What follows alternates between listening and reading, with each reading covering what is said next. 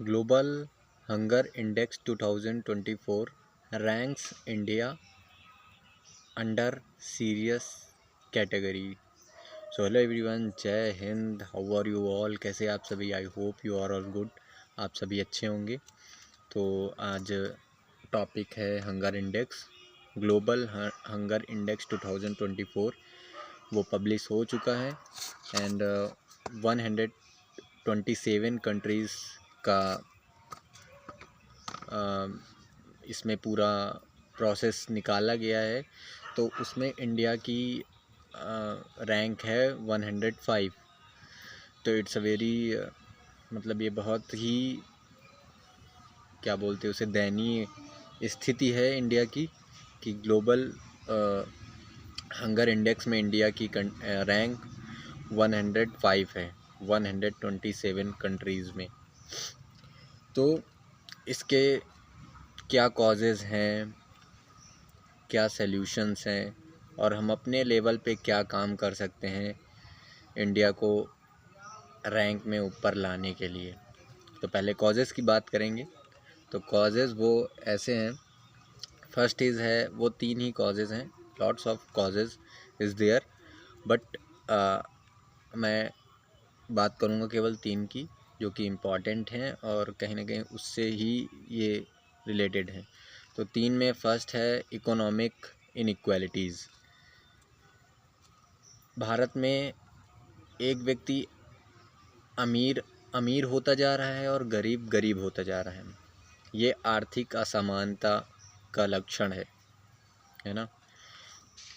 जहाँ पे एक साइड पे एक तरफ ज़ोमैटो स्विगी से लोग फूड को परचेज़ करते हैं, वहीं पर कुछ लोग होते हैं जो रेलवे स्टेशंस, रोड्स पे और न जाने कहाँ कहाँ पे लोग होते हैं जिन्हें जो भूखे सोते हैं। तो वो इसका ही एक रीज़न है, economic inequality. And second is that climate change. कहीं ना कहीं इससे भी रिलेटेड है कि क्लाइमेट चेंज की वजह से हमारी फार्मिंग अच्छे से नहीं हो पा रही है। वाटर रिज़र्व भी काफ़ी नहीं अच्छे से हो पा रहे हैं, जिससे कि गंदा जल या गंदा वाटर इनटेक करने से काफ़ी सारी बीमारियां आती हैं, जिससे कि इसका भी एक रीज़न है क्लाइमेट चेंज, है ना। And third is population growth.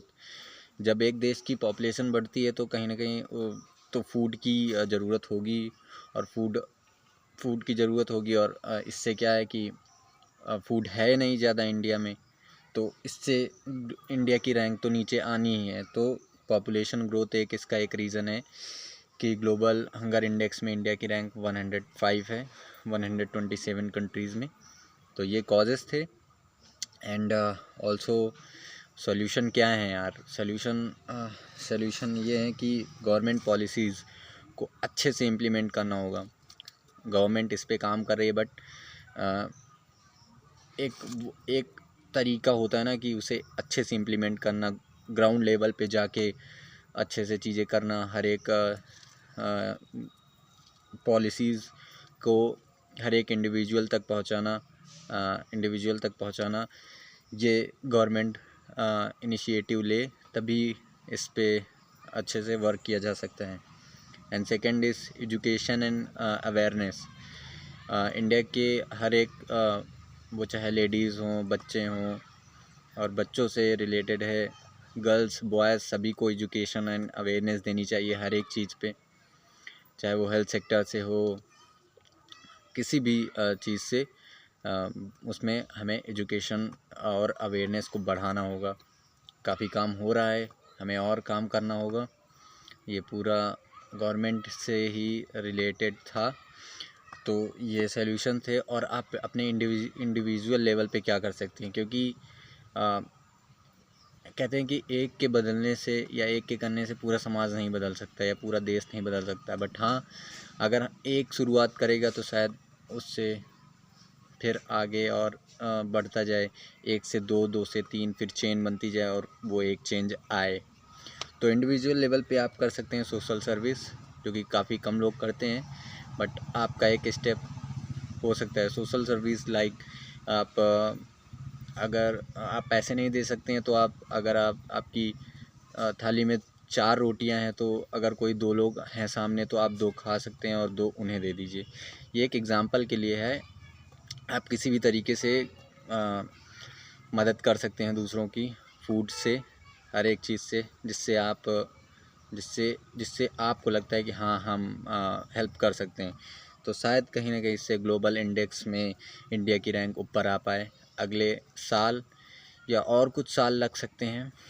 तो आई होप कि आपने समझा होगा what is global hunger index and India की सिचुएशन क्या है करंट टाइम में। तो थैंक यू एवरीवन, जय Hind for your precious time. Thank you everyone, जय हिंद।